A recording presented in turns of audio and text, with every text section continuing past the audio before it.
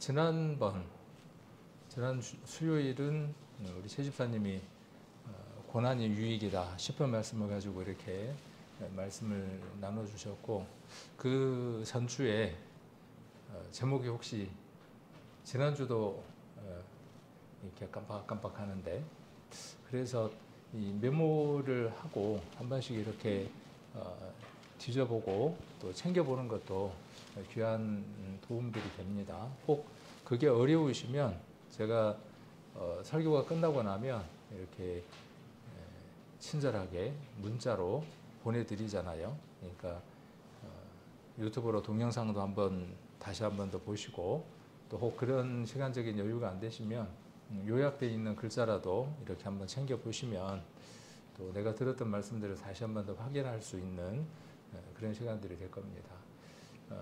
제가 그 전주에 말씀드렸던 것은 나는 누구인가에 대한 내용이었습니다. 그래서 성도의 어떤 정체성에 대한 이야기를 하고 있습니다. 오늘도 거기에 이어서 나눠지는 말씀일 것 같습니다. 지난번 히브리서 12장 14절을 갖고 우리가 교제를 나눴었고, 중요한 것은 모든 사람으로 더불어 이 화평함과 거룩함을 쫓으라. 이것이 없이는 주를 보지 못한다 하는 그 말씀을 가지고 나눴습니다. 우리는 누구일까요? 지난번에도 그런 말씀을 드렸지만, 누군가의 어머니, 누군가의 할머니, 또 누군가의 아내, 또 남편, 할아버지, 또 누군가의 친구일 겁니다.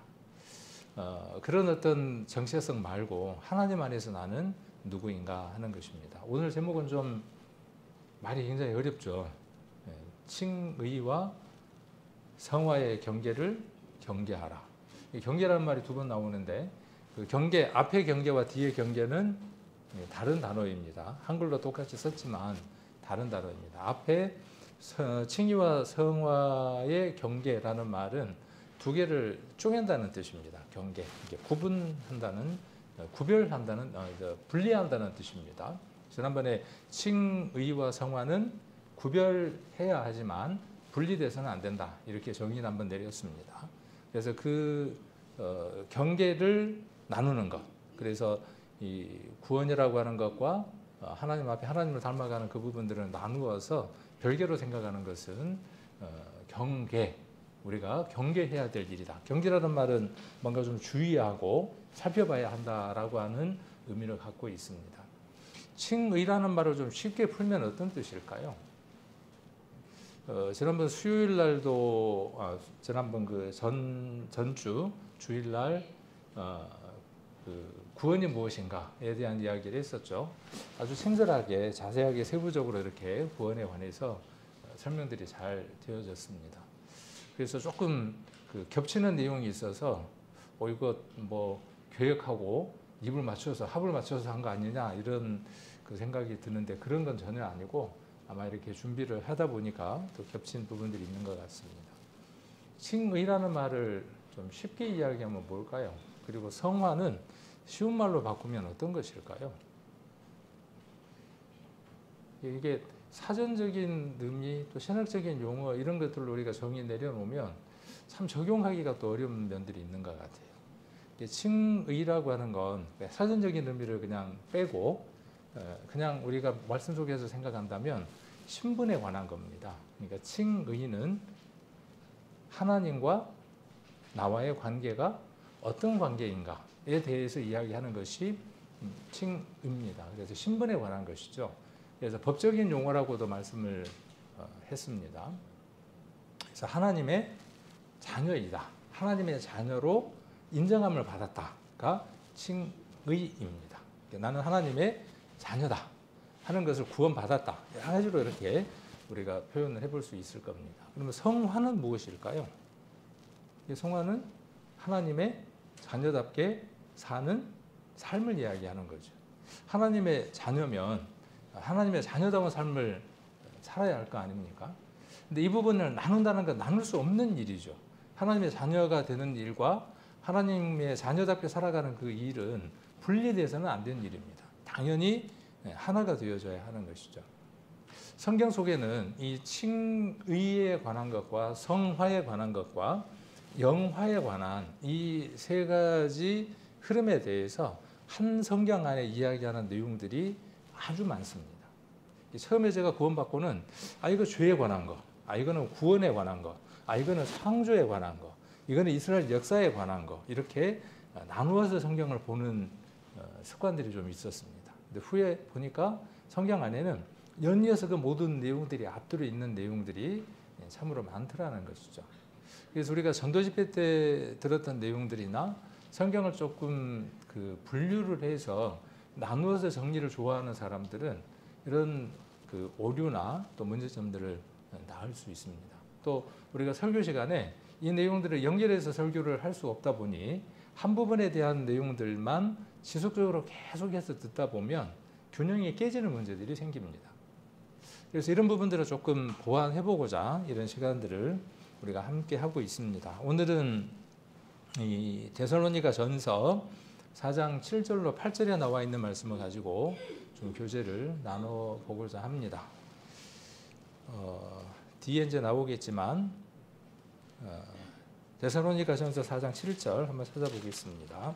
찾아서 앞에 보셔도 되고 성경을 찾을 수 있는 시간이 조금 주어지니까 우리 성도님들은 찾아서 또 메모도 하시고 또 표시를 해두시면 다음에 말씀을 읽을 때 좋을 것 같습니다. 데살로니가 전서 4장 7절로 8절 말씀 같이 한번 읽겠습니다. 하나님이 우리를 부르심은 부정케 하심이 아니요 거룩케 하심이니 그러므로 저버리는 자는 사람을 저버림이 아니요 너희에게 그의 성령을 주신 하나님을 저버림이니라. 4장에 나와 있는 내용들은 교회 안에서 성도 간의 실생활에 관한 내용들을 담고 있습니다. 그래서 3절에도 하나님의 뜻은 이것이다. 너희의 거룩함이라. 그래서 음란을 버리고 4절에 각각 거룩함과 존귀함으로 자기 안에 처할 줄을 알고 하나님을 모르는 이방인과 같이 세욕을 쫓지 말고 이 일에 분수를 넘어서 형제를 해하지 말라. 이는 우리가 너희에게 미리 말하고 증거한 것과 같이 이 모든 일에 주께서 신원하여 주심이라. 그래서 음란에 관한 얘기를 하고 있습니다. 교회 안에 실생활하는 가운데에서 음란에 관한 내용을 이야기를 하면서 이 음란을 이길 수 있는 거룩함으로 들어갈 수 있는 방법은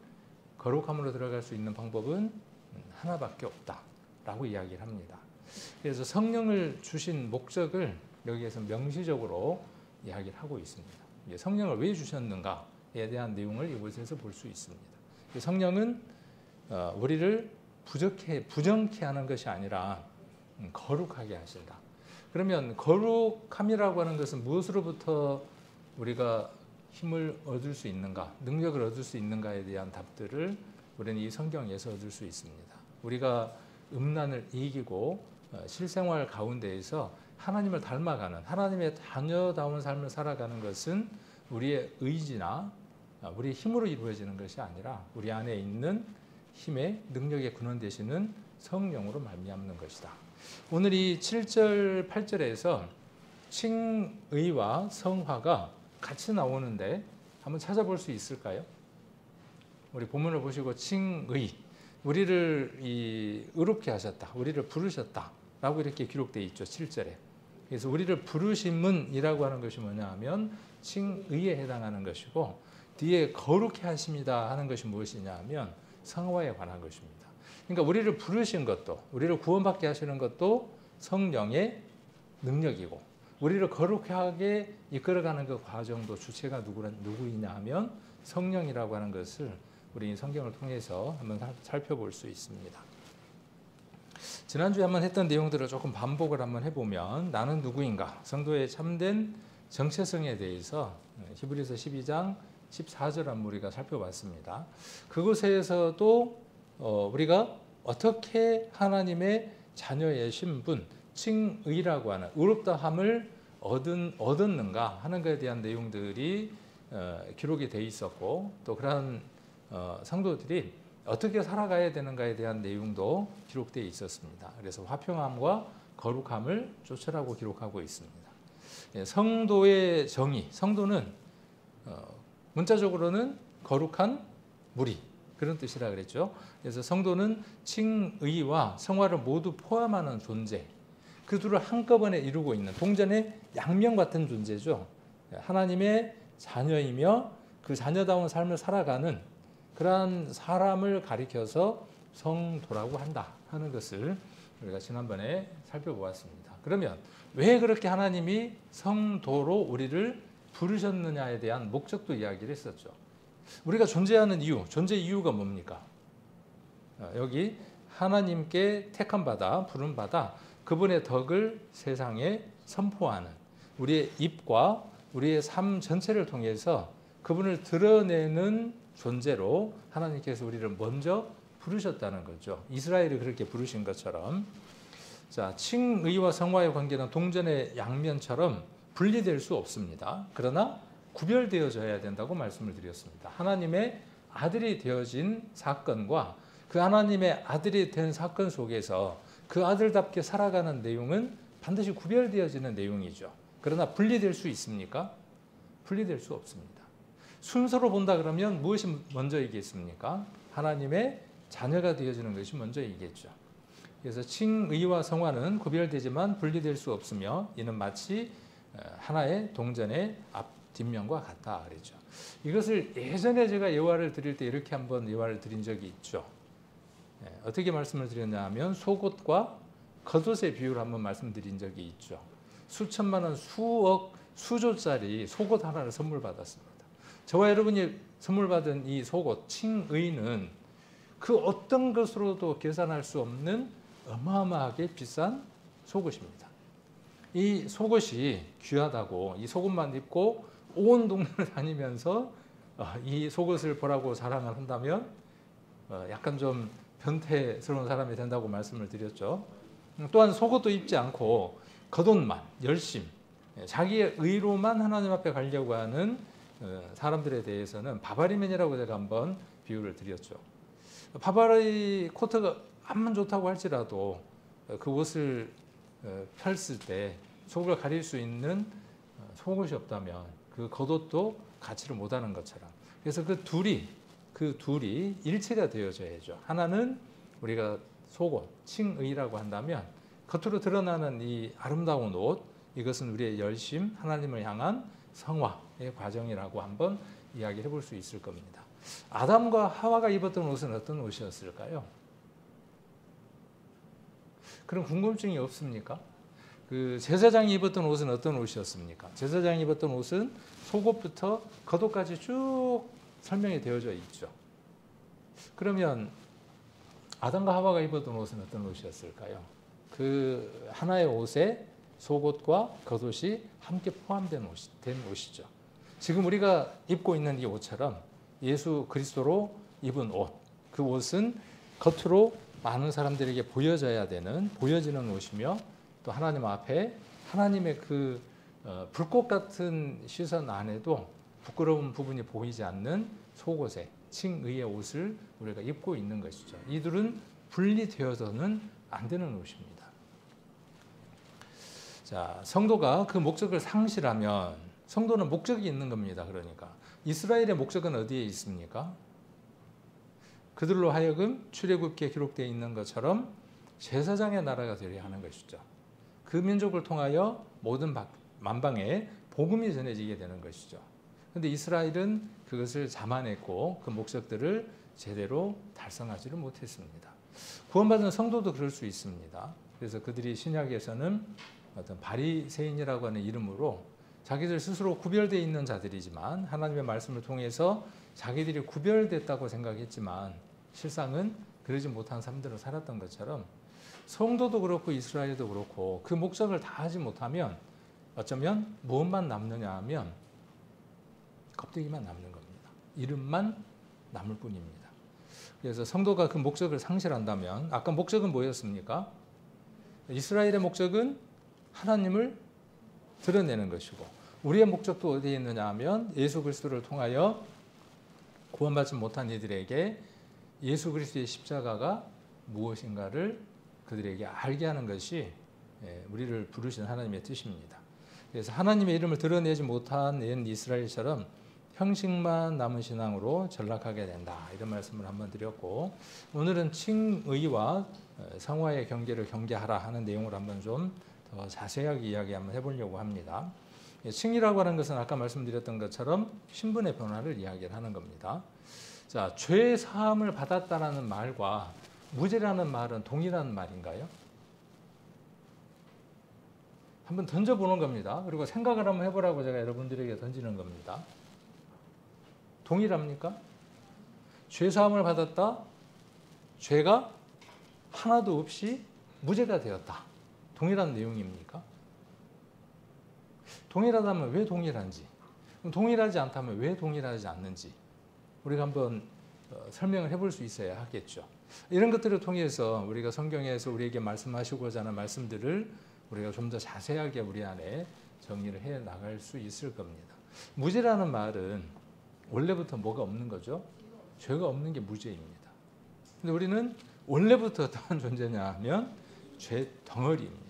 마치 실타래처럼 풀어도 결국은 뭐만 남냐 하면 끝에 가서 실만 남는, 거미가 마치 거미줄을 짜는 것처럼 그런 인생입니다. 그러한 사람에게 칭의라고 하는 것은 어떤 옷을 입혀주는 거냐 하면 예수 그리스도라고 하는 의의 겉옷을 그에게 입히시는 거죠. 그래서 칭의라고 하는 것은 죄인에게 그리스도의 의를 전가시키는 겁니다. 전가라는 말 뭔지 아시죠? 안수해서 넘기는 것이죠. 우리의 모든 죄가 그에게 넘겨지고 그의 모든 의가 우리에게 전가되어지는 것이죠. 그러므로 말미암아 우리가 하나님 앞에 의롭다함을 얻은 것, 이것을 가리켜서 칭의라고 이야기를 하고, 이것은 일회적이고 단회적인 것이죠. 인생에 있어서 단 한 번 이루어지는 일입니다. 양자됨이라고 이야기하기도 하고, 이 부분을 앞으로 제가 이제 좀 설명을 해 나가겠지만 하나님을 인격적으로 만난다라고 이야기할 때 이 부분들은 다 적용이 됩니다. 예수님은 하나님과 우리의 관계를 성경 속에서 여러 가지 인격적인 만남의 비유로 이야기를 해두셨습니다. 예를 들면 집을 나간 아들의 비유를 통하여 아버지와 우리 인생에 대한 인격적인 관계에 대한 비유들을 해두셨습니다. 신랑과 신부의 관계로 이야기를 해두셨고 주인과 종의 관계로 이야기를 해두셨습니다.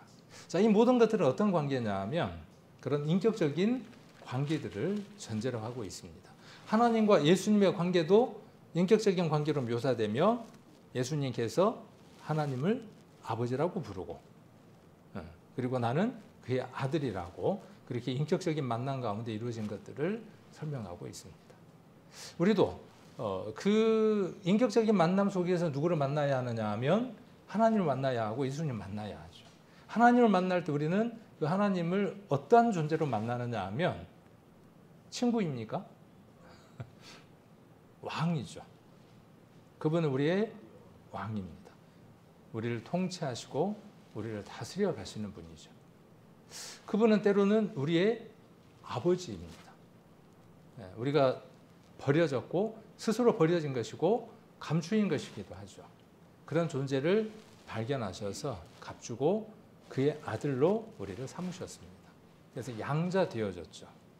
자, 이런 부분들로 성경은 하나님과 우리의 관계를, 그리스도와 우리의 관계를 인격적인 관계들로 계속해서 묘사를 하고 있습니다.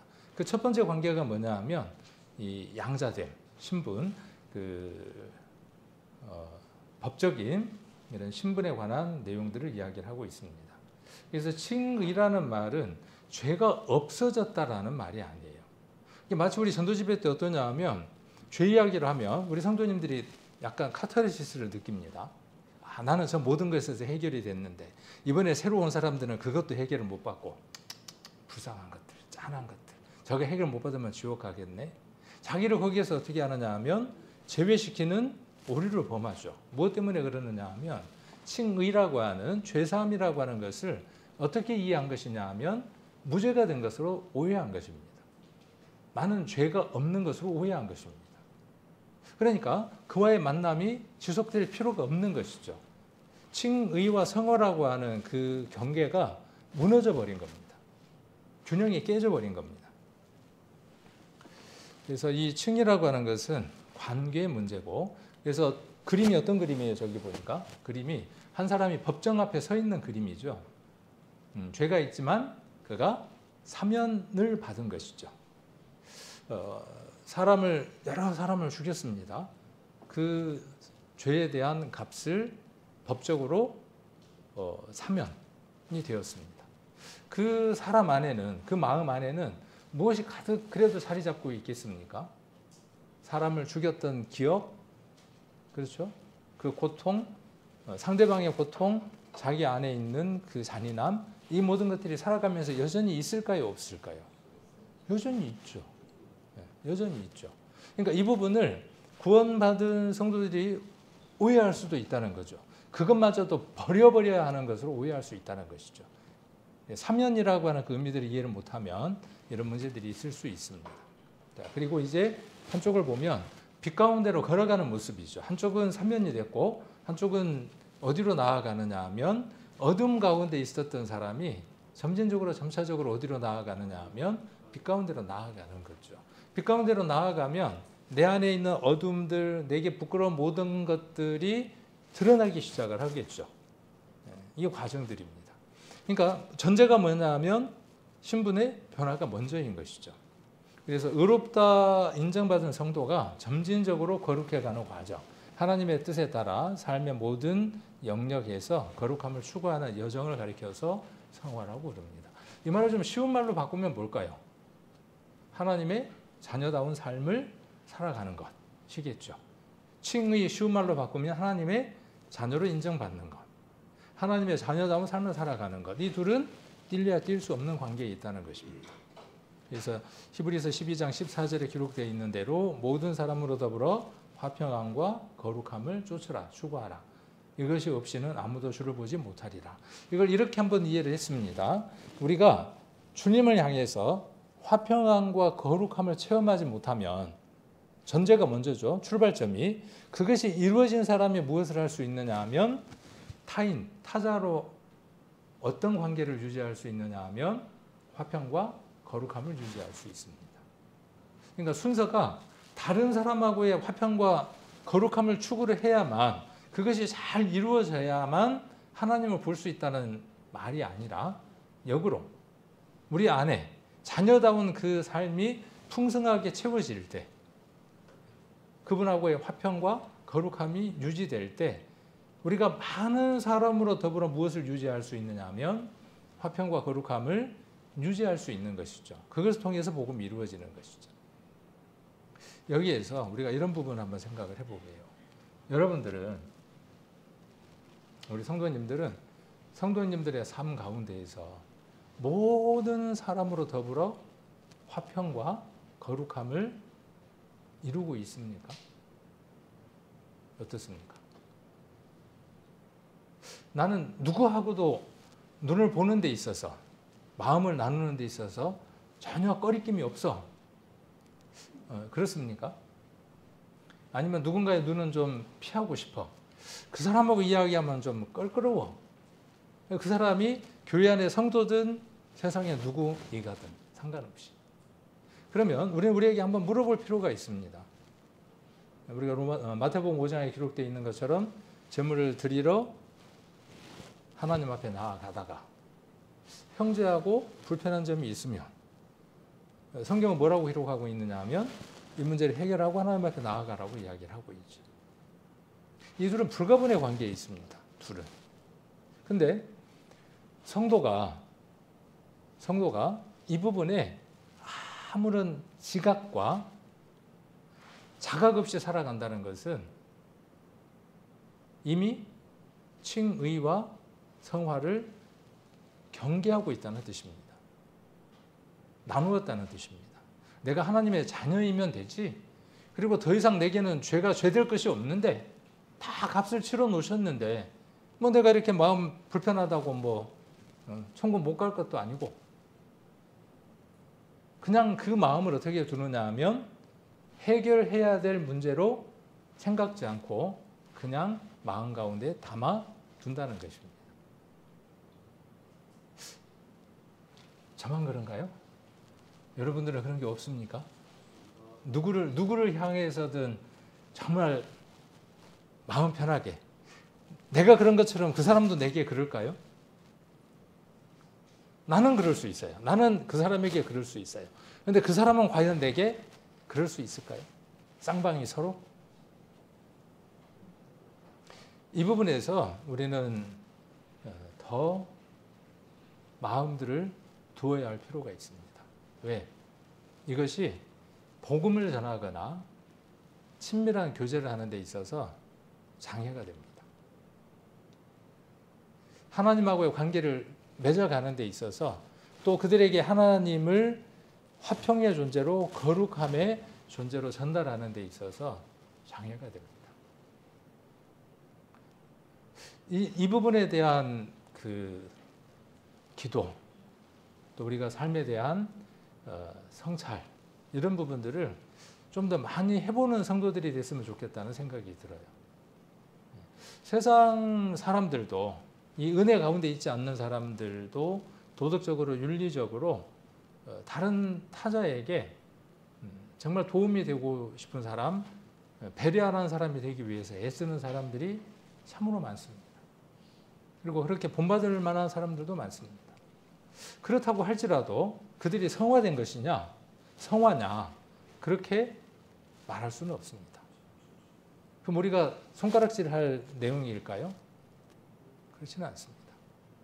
그래서 이 부분을 좀 깊이 한번 생각을 해보고 싶어요. 저도 제게 한번 적용을 해보고 싶고, 잘 안 되는 부분이고 언제까지 해야 될 부분이냐 하면 영화에 도달하기까지 우리가 해야 될 일들이죠. 주님을 만날 때까지 해야 될 일들인 것입니다.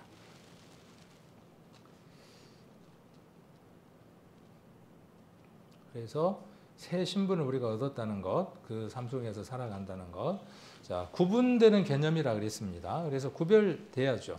그 동전의 앞면과 뒷면은 구별되듯이 칭의와 성화는 우리가 구별할 수 있어야 할 것입니다. 그래서 칭의는 단회적인 사건이고 성화는 지속적으로 일평생 이루어야 하는 과정들입니다.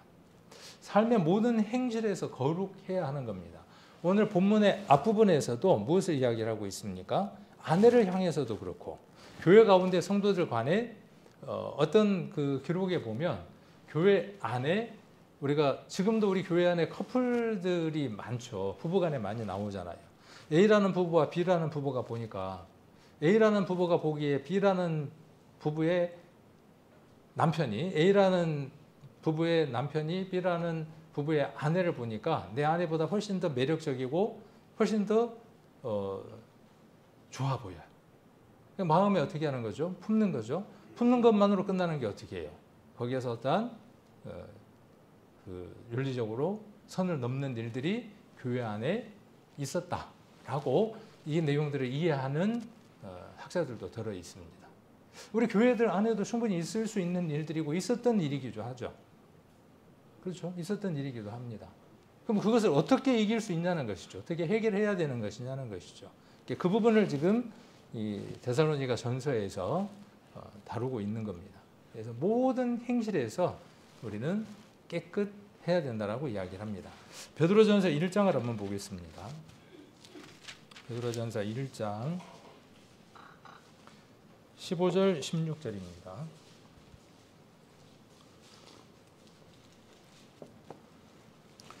15절 베드로전서 1장 15절 16절 오직 같이 한번 읽겠습니다. 오직 너희를 부르신 거룩한 자처럼 너희도 모든 행실에 거룩한 자가 되라.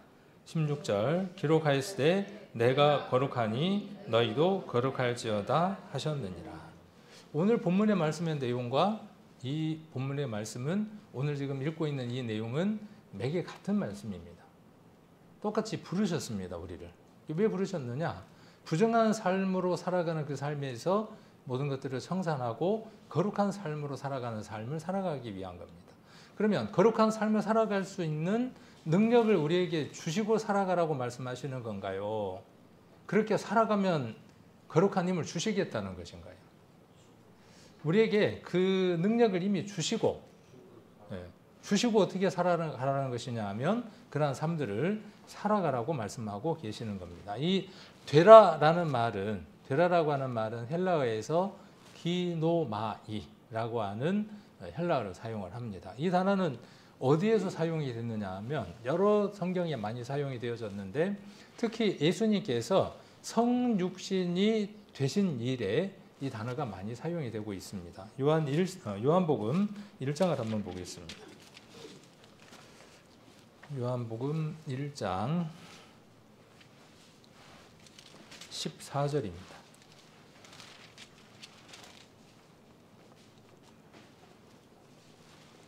(1장 14절) 말씀이 육신이 되어. 자, 이 말씀은 아까가 아니라 1장 1절에 보시면 태초에 말씀이 계시니라. 이 말씀이 하나님과 함께 계셨으니 이 말씀은 곧 하나님이시라.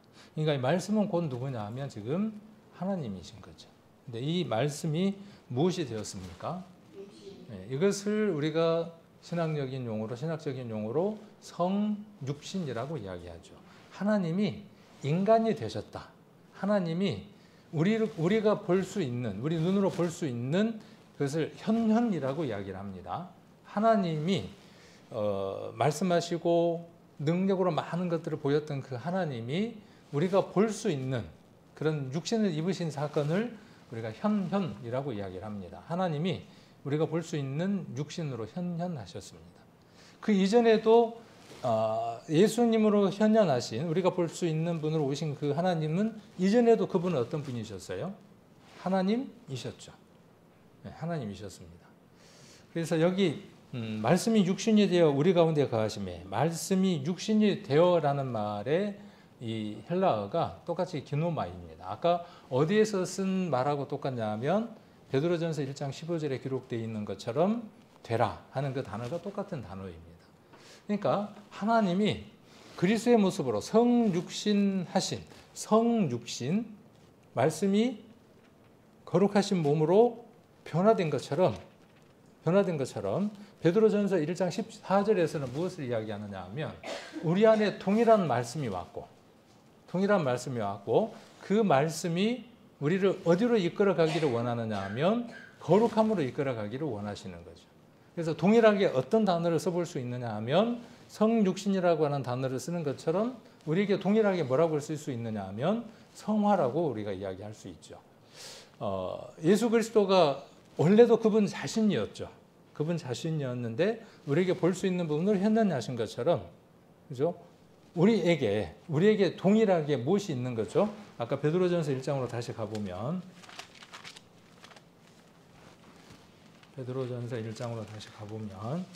자, 우리는 원래 어떤 존재라는 거예요?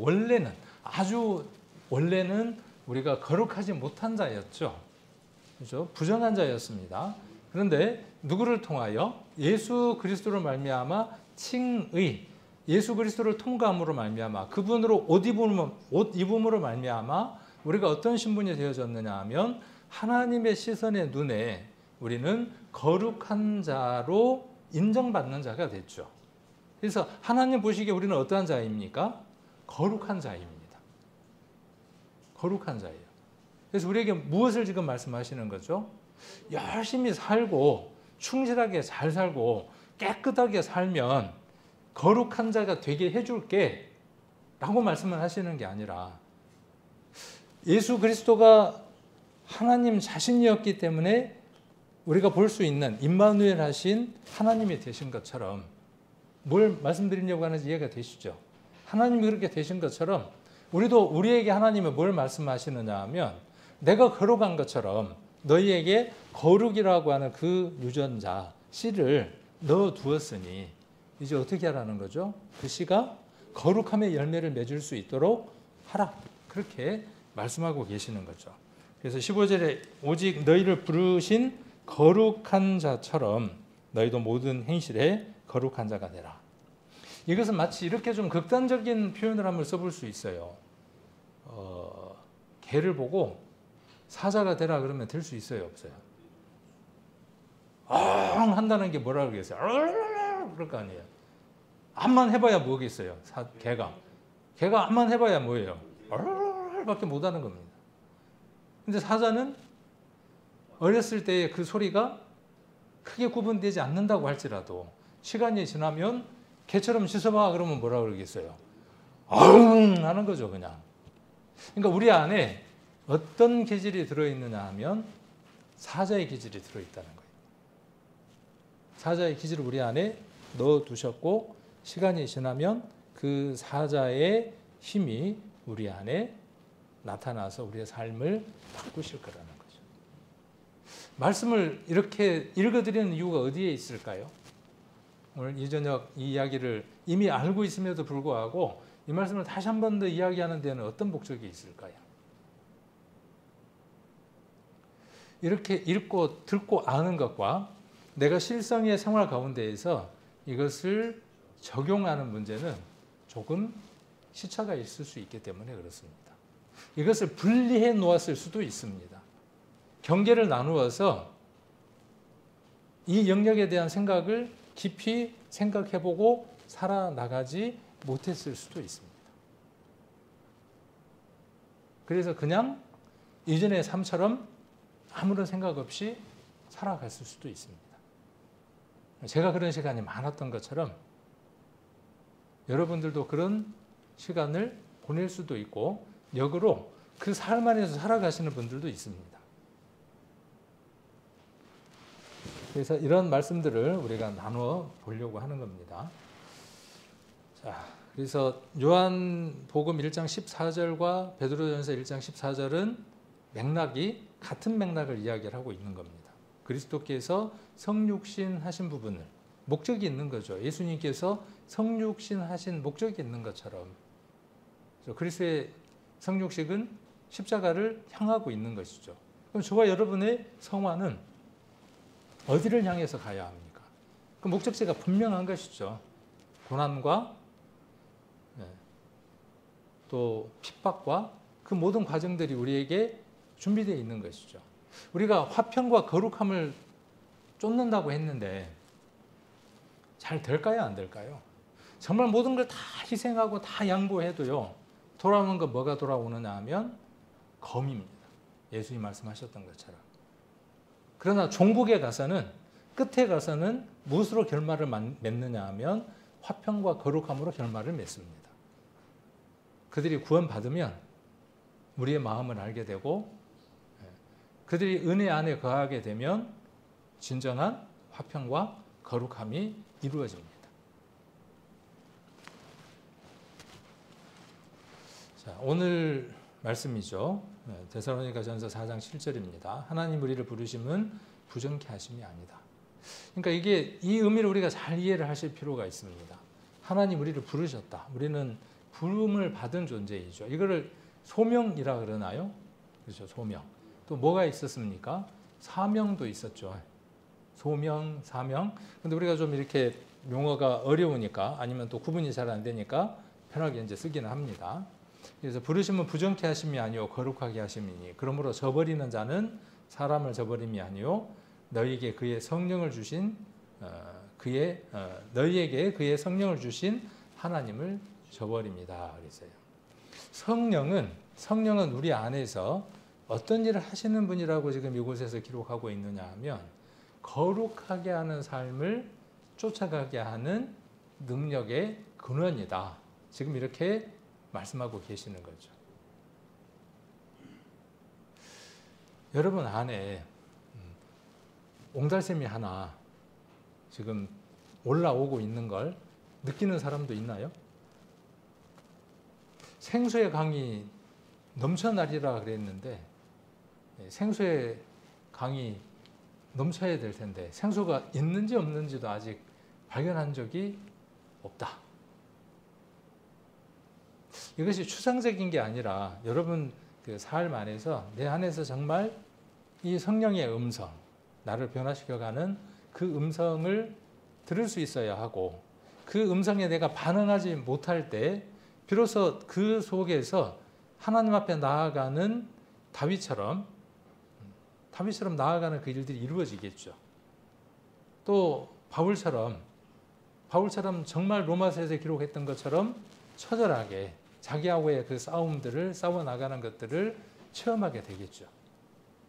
근데 그 과정이 없다면 오늘 제목처럼 칭의와 성화를 구별해 놓은 겁니다. 경계해 놓은 겁니다. 그리고 무엇만 좋은 것이냐 하면 하나님의 자녀됨만 좋은 겁니다.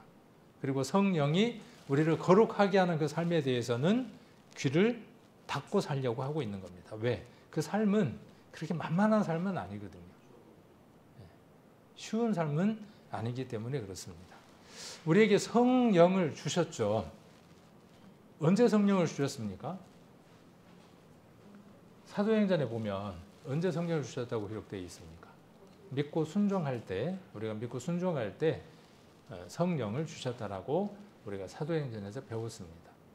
그러니까 믿음의 그 과정 가운데 믿음이라고 하는 것이 시작되어질 때 그 믿음이 우리 안에 이루어지고 자리 잡도록 내가 힘쓰고 노력한 것 같지만, 내가 결단하고 결정한 것 같지만 누구의 도우심이 없으면 안 되는 일이다.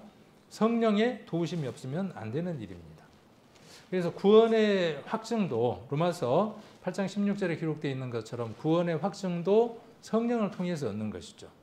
그래서 성령은 구원을 확증하게 해줍니다.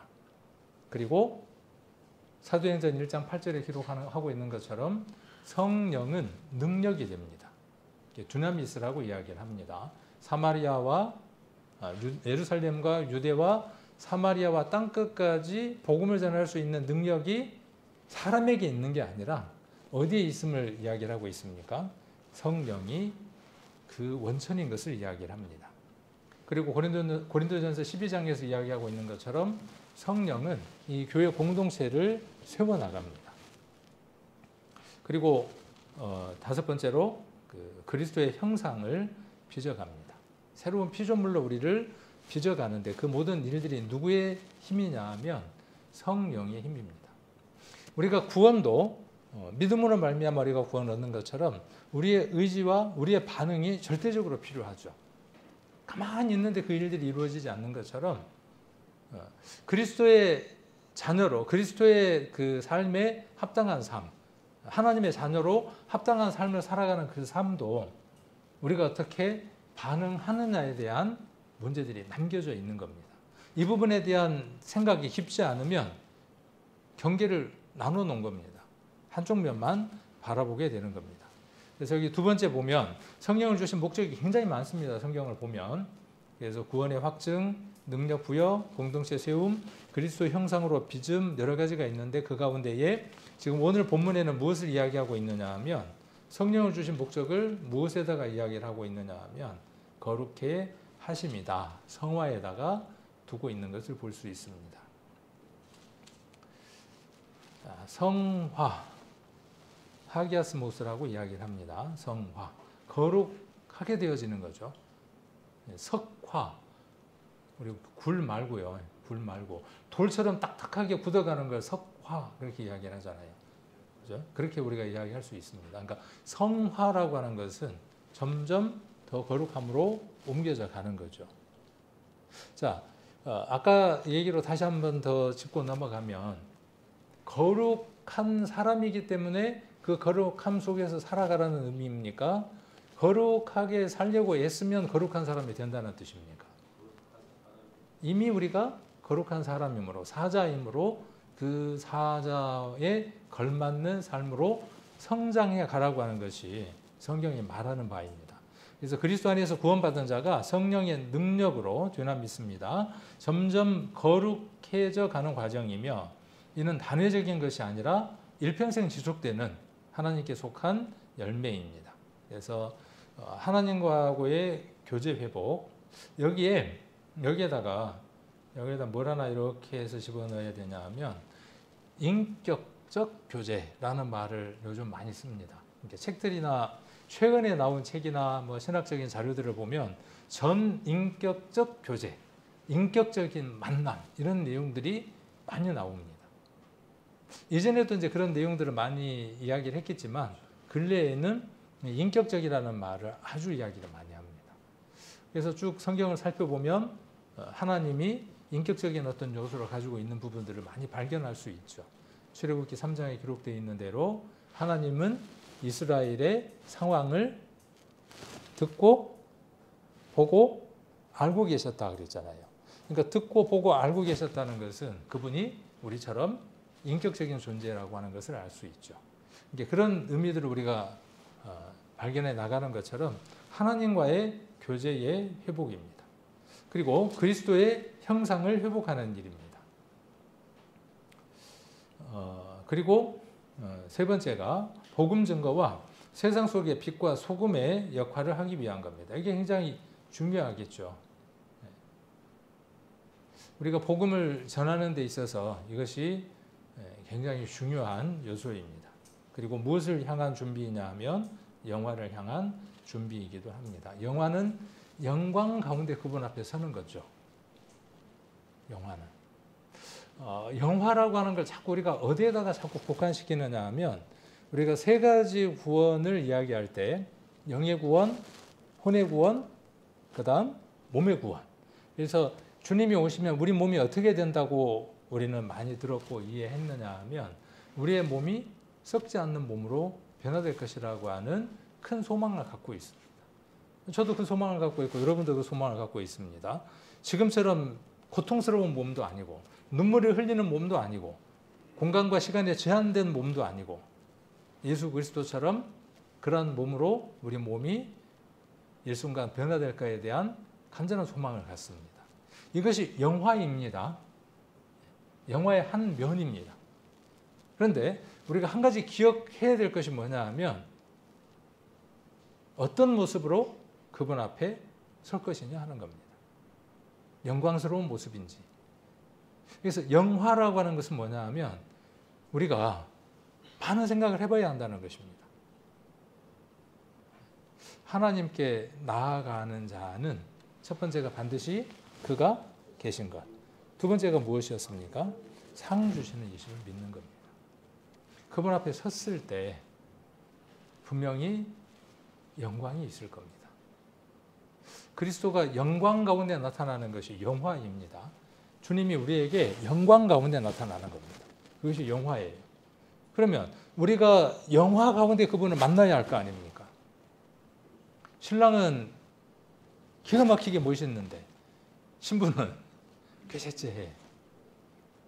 이제 비유예요, 비유. 비유로 이렇게 한번 생각을 해보는 거죠. 언제만 그 준비를 할 수 있습니까?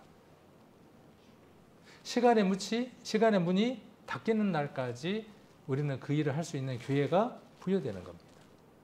시간의 문이라고 제가 표현을 했습니다. 그러니까 돈도 제한되는 것도 아니고요.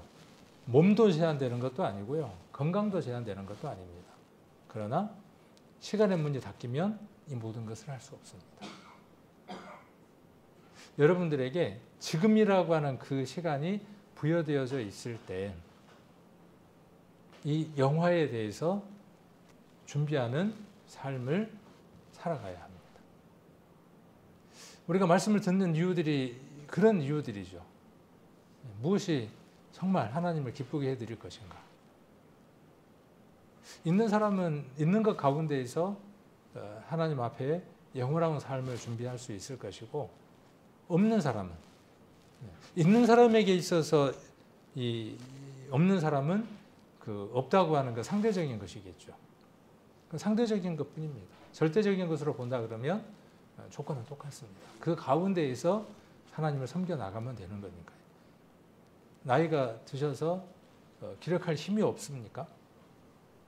나는 지금 펄펄 힘이 남아 돕니다.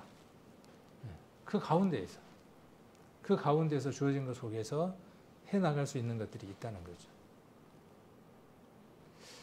그래서 영화를 준비하는 이 삶이 우리에게 정말 필요하다라는 생각도 해봅니다. 하나님 나라의 완성을 바라보는 삶의 준비가 필요합니다. 이 성화에 관계된 성경들이 굉장히 많이 나옵니다. 많이 나오는데 몇 구절들만 한번 보면 아까 4장 3절에도 하나님이 원하시는 것은 뭐냐 하면 너희의 거룩함입니다. 우리가 거룩함을 누가 원하신다고요? 하나님의 뜻입니다. 뜻. 내 아버지의 뜻이에요.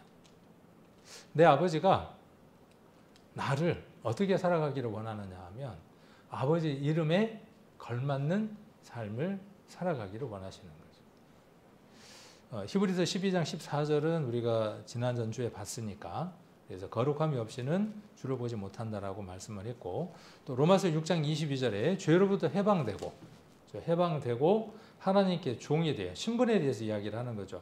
이것도 인격적인 관계예요. 하나님 우리를 종이라고 부르셨으면 우리의 인격으로 그분을 만날 때 그분은 우리에게 어떤 분이 되어져야 되느냐 하면 주인이 되어져야 하는 거죠.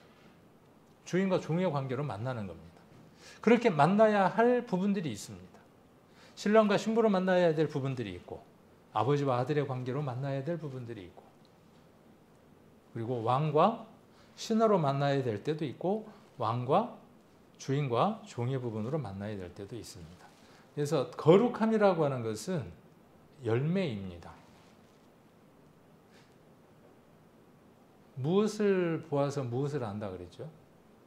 나무를 보면 열매를 압니까? 열매를 보면 나무를 압니까? 요즘 이렇게 가다 보면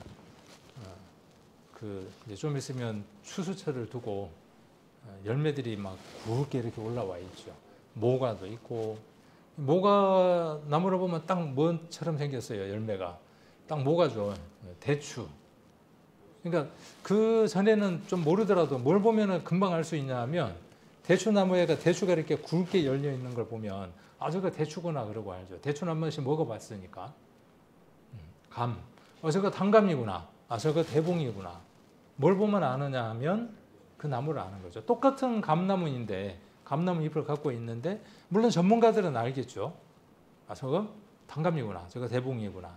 무엇으로 확연하게 알 수 있느냐 하면 열매로 그 나무를 알 수 있습니다. 여러분은 어떤 나무입니까? 악하고 먹을 수 없는 무화과 나무입니까? 나무는 나무인데 아니면 잎만 무성한 나무입니까? 그래서 좋습니까? 나는 잎만 무성한 나무이니까 좋습니까? 주인이 원하는 것, 먹음직스럽고 눈에도 보기 좋은 열매. 내가 포도나무라면 포도나무는 그렇다면서요. 쓸만한 게 뭐밖에 없다고요. 열매. 제목으로 불에 태울 제목으로도 적당치 않고. 그래서 우리를 포도나무라고 비유하시기도 하고 포도나무고 가지라고 비유하시기도 하셨죠. 우리를. 자, 그래서 원하시는 건 열매입니다. 그러면 이 열매는 어떻게 해서 열매가 열리는 거죠? 노력하고 애쓰면 사과나무가 포도 열리는 건 아니죠. 그 나무가 어떤 나무인가를 확인하는 것이 필요하겠죠. 자, 고린도전서 1장 18절에 보시면 십자가의 도가 멸망하는 자들에게는 미련한 것이요 구원을 얻는 우리에게는 하나님의 능력이다 그랬어요. 유전적으로 씨앗이 어떤 씨앗이 들어있느냐 하면 십자가의 도라고 하는 예수 그리스도의 십자가를 통해서 우리에게 거룩이라고 하는 열매를 맺힐 수 있는 능력이 우리에게 부음바 되었다고요. 로마서 1장 16절 17절 제가 자주 말씀드리죠. 복음에는 하나님의 능력이 복음에는 하나님의 의가 이 말씀 기억하시죠? 우리가 무엇을 받은 자들이냐 하면 복음을 믿음으로 받아들여 구원을 얻은 자들이 됐죠. 하나님의 의를 얻은 자들이 됐죠. 칭의 가운데 있는 자들입니다. 또 갈라디아서 5장 16절에 보면 너희는 무엇을 따라 행하라 그랬습니까? 시간이 없으니까 좀 찾기는 그렇고 말씀들만 보려고 합니다. 자, 너희는 무엇을 따라서 행하는 겁니까? 성령을 따라 행하는 겁니다. 그러면 성령이 무엇을 하게 합니까? 열매를 맺는데 어떤 열매를? 오늘 본문에서 무엇이었습니까? 아까 데살로니가 전서 4장 7절 8절 베드로전서 1장 15절 16절 무엇을 맺게 합니까?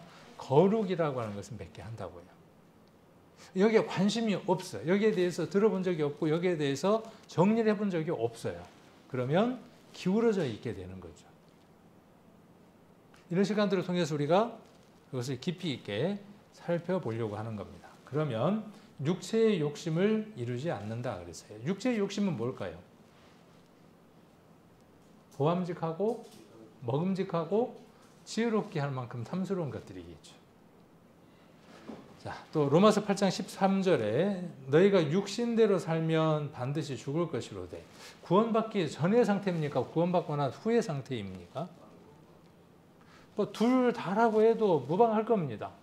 그러나 이 말씀은 지금 우리에게 주어진 말씀이니까 로마서 15장 4절에 기록되어 있는 것처럼 무엇이든지 전에 기록된 바는 다 우리를 위해서 교훈으로 안위를 주기 위해서 기록된 것이라 그랬으니까 그쪽에서 우리가 한번 받아본다 그러면 육신대로 살면 반드시 죽습니다.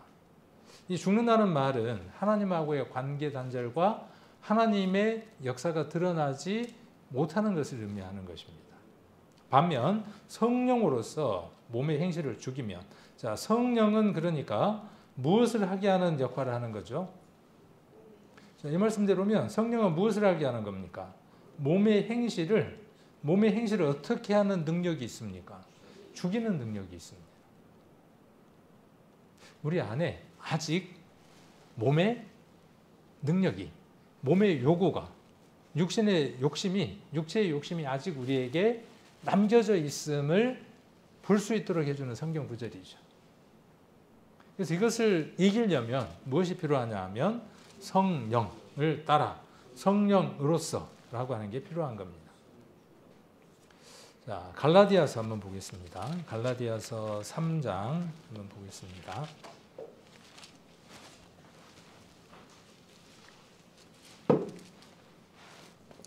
갈라디아서 3장 5절.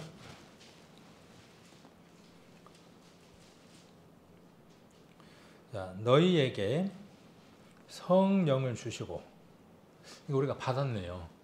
성령이 우리에게 있는 거죠. 주셨으니까 우리가 받은 자 됐으니까 성령을 주시고, 그 다음 뭐라고 말씀하셨어요? 너희 가운데에서 능력을 행하시는 이의 일, 능력을 행하시는 분, 그분이 누굽니까? 물론 이제 하나님이라고 해도 답이 되겠지만 구체적으로 이야기한다면 성령의 내주, 그분께서 하시는 일입니다. 그분의 일이 어디에서 일어나는 일이냐 하면 저와 여러분 성도 안에서 일어나는 일이라고요. 그런데 이 일에 대해서 우리가 알지를 못해요. 아무런 생각 없이 살아요. 그렇다 그러면 방임이죠. 어느 한쪽에 치우친 것이죠. 또 에베소서 한번 보겠습니다. 에베소서 1장도 한번 보겠습니다. 1장 19절.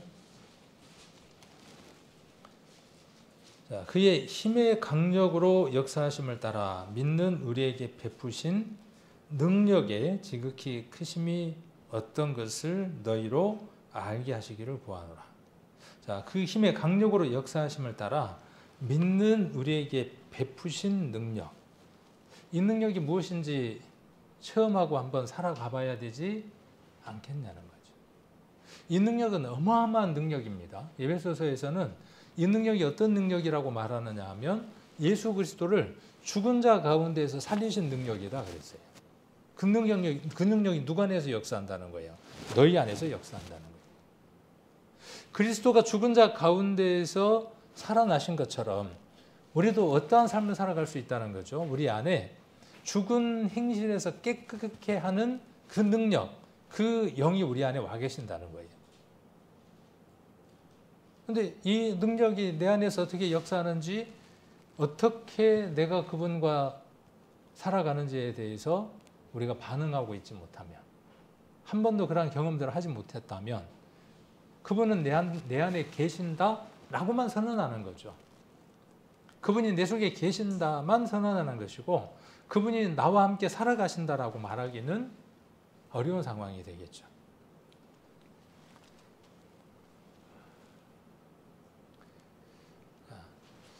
이 두나미스라고 하는 말은 예전에도 한번 제가 설명을 해드렸던 것 같아요. 이 말에서 파생되고, 이 단어에서 또 다른 단어가 파생되고 파생돼서 다이너마이트라고 하는 단어도 파생됐다 하는 이야기도 한번 해드렸죠. 그래서 이 다이너마이트가 어마어마한 산도 무너뜨리기도 하고 바위를 뚫기도 하고 그런 능력이 있죠. 다이너마이트가. 그 말의 그대로의 어원입니다. 우리 안에 있는 이 성령의 내주, 성령의 그 능력은 예수님이 표현하신 것처럼 산을 옮길 수 있을 만한 능력입니다. 산 중에 정말 옮기기 어려운 산이 어떤 산이 있을까요? 내돈내산 그러더만 요즘. 내돈내산 맞나요? 요즘 애들 말 잘 모르겠는데. 저 울릉도에 그 공항을 만들기 위해서 산 하나를 깎아가지고요. 활주로를 만들어 버리거든요. 산 하나 깎는 것 일도 아닙니다. 믿음이 아니어도. 큰 산 하나 막고 있어도요. 그냥 깎아서 바다에 갖다 메꿔버려요. 근데 그 산보다도 더 옮기기 어려운 산이 뭐냐 하면 내 산이에요. 내 산. 저거 안 되는데? 저거 힘들 것 같은데? 나는 안 될 것 같은데? 그러면 못 옮깁니다. 누구도 옮길 수 없습니다. 안 옮겨집니다. 좀처럼 옮기기 힘듭니다. 이것을 옮길 수 있는 힘이 어디에 있느냐 하면 두나미스, 성령의 능력입니다. 그분이 내 안에 계심을 인정할 때 내게 능력 주신다 할 때 그 능력이 이 두나미스입니다. 내게 능력 주시는 자 안에서 내가 모든 걸 할 수 있습니다. 이 산을 옮긴다면 못할 게 뭐가 있겠습니까? 그래서 믿음에 앞선 모든 선진들은 그 믿음으로 개척했고 그 믿음으로 선교를 했고 그 믿음으로 역사들을 바꿔냈습니다. 우리도 그런 믿음 속에서 살아가면 좋겠습니다. 자, 두나미스의 구체적 적용, 성화의 세 단계를 한번 보면 시작은 칭의, 거듭나는 것이고 과정은 성화이고 그 마지막은 영화입니다. 이 모든 과정을 누가 이루어 가신다고요? 하나님께서 성령께서 이끌어 가신다고요. 히브리서에서 우리가 그렇게 이야기를 했죠. 그리고 사도행전에서 우리가 이렇게 배웠습니다. 예수님은 주이시라 그랬죠. 주. 어떤 주라고 말씀드렸냐 하면 믿음의 주고 생명의 주라고 말씀드렸죠. 이 믿음과 생명의 주라는 말의 의미가 어떤 것이냐 하면 주인이라고 하는 그 주인의 의미도 되겠지만 창시자라고 하는 의미를 말씀을 드렸죠. 만드셨고 시작하셨고 이끌어 가시고 모든 것도 누가 하신다는 뜻이냐 하면 그분께서 하신다는 말의 의미가 주라고 하는 말이다라고 한번 말씀을 드렸습니다. 고린도 후서 4장도 한번 보겠습니다. 고린도 후서 4장 7절.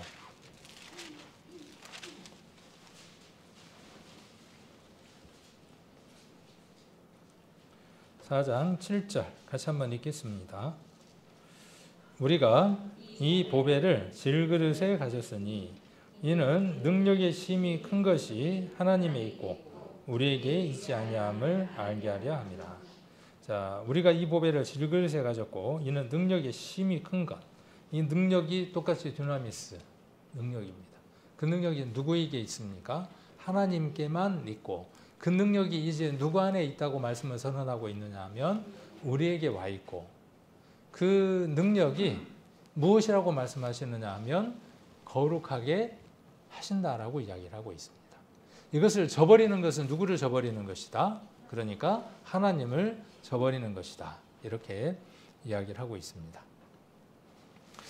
자, 디도서를 한번 보겠습니다. 디도서 2장입니다. 디도서 2장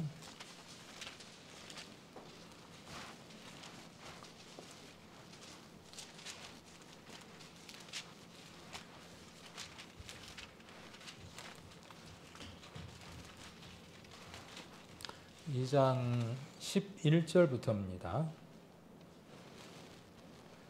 모든 사람에게 구원을 주시는 하나님의 은혜가 나타나 우리를 양육하시되 경건치 않은 것과 이 세상 정욕을 다 버리고 근신함과 의로움과 경건함으로 이 세상에 살고 복스러운 소망과 우리의 크신 하나님 구주 예수 그리스도의 영광이 나타나심을 기다리게 하셨으니 14절은 같이 한번 읽겠습니다. 그가 우리를 대신하여 자신을 주심은 모든 불법에서 우리를 구속하시고 우리를 깨끗게 하사 선한 일에 열심친 백성이 되게 하려 하심이니라. 자, 오늘 이 디도서에서 칭의, 성화, 영화 세 개의 단어에 해당하는 구절들을 찾아서 한번 이렇게 메모를 해볼 수 있을까요? 제가 이렇게 나눠놨습니다. 여러분들 보시기에 이렇게 왼쪽 편에다가 본문은 오른편에다가 적고 왼편에다가 칭의 11절, 12절은 성화, 13절은 영화 이렇게 제가 기록을 해두었습니다. 그리고 14절은 이 모든 것들이 함께 다 포함되어 있습니다. 11절에 보시면 모든 사람에게 구원을 주셨습니다. 칭의죠. 모든 사람에게 은혜로 선물로 주신 겁니다. 12절 보시면 우리를 어떻게 합니까? 양육합니다. 그러니까 우리는 지금 어떤 과정 가운데 있는 거죠? 지금 양육받는 과정 가운데 있습니다. 아까 사자로 어떻게 지금 하고 있는 거죠? 근데 사자는 그냥 둬도 시간이 지나면 뭐의 습성이 나와요? 사자의 습성이 나오죠. 그런데 사자다운 훈련을 누가 시킵니까? 네, 시킵니다.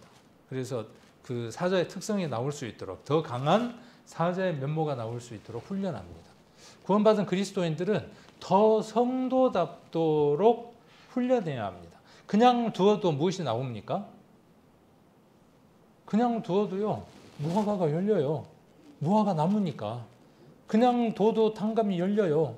단감 나무니까. 근데 뭘 해야죠? 요한복음에 기록되어 있는 것처럼 가지도 치고 거름도 주고 정성을 들였을 때 탐스럽고 아름다운 열매들이 맺히는 거죠. 그 일을 누가 하는 겁니까? 성령과 함께 여러분들이 해나가는 과정입니다.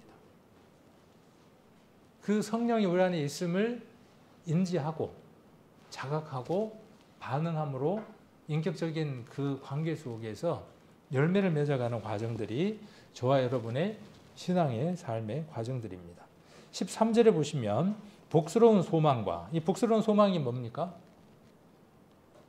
아이고 주님 오시면 이제 썩지 않는 몸이 된대. 막 날아다니겠네. 룰루랄라 좋아. 이게 복스러운 소망입니까? 물론 그 복스러운 소망 가운데에 하나입니다. 아까 말씀드렸던 것처럼 내가 그분 앞에 섰을 때 어떤 영광스러운 모습으로 설 것인가가 복스러운 소망 가운데에 하나입니다. 불 가운데 얻은 구원으로 여러분들 서실 것이다 그러면 복스러운 소망이 아니죠. 균형이 깨져버린 것이죠. 구원받았으니까 그냥 이것만 만족하고 살아. 내가 뭐하러 이렇게 일찍 구원받아가지고 죽기 딱 3시간 전에 구원받으면 좋았을 건데. 누구처럼? 한쪽 편에 있었던 강도처럼. 바울처럼이 아니고 한편에 있었던 그 강도처럼 세상 것 다 해보고 그런 다음에 죽기 딱 1분 전에. 그건 복스러운 소망이 아닙니다. 자, 복스러운 소망과 우리의 크신 하나님 구주 예수 그리스도의 영광이 나타나심을 기다리게 하셨다. 그래서 이게 바른 영화를 바라보는 성도의 시각입니다. 그리고 14절 안에는 이 모든 내용을 같이 다 적어두었습니다. 우리를 대신하여 자신을 주심은 모든 불법에서 우리를 구속하시고 칭의에 관한 내용이죠. 우리를 깨끗하게 하사 성화에 대한 내용입니다. 그리고 뭡니까? 목적이 선한 일에 열심하는 친 백성이 되게 하려 하시는 겁니다. 마지막 시대에 이렇게 복음을 전하는 교회, 복음을 전하는 성도들이 점점 찾아보기 힘든 시대에 와 있습니다. 저와 여러분은 이 시기에 정말 이 힘을 내서 복음을 전할 수 있는 그러한 주님의 귀한 일꾼들이 됐으면 하는 마음입니다. 성경 속에 보면 디도서 2장 11절로 15절에 기록되어 있는 이 내용들이 여러 성경 속에 있습니다. 오늘 과제입니다. 칭의, 성화, 영화가 다 포함되어 있는 연속적으로 기록되어 있는 성경들을 바울의 서신 가운데에서 찾아보는 겁니다.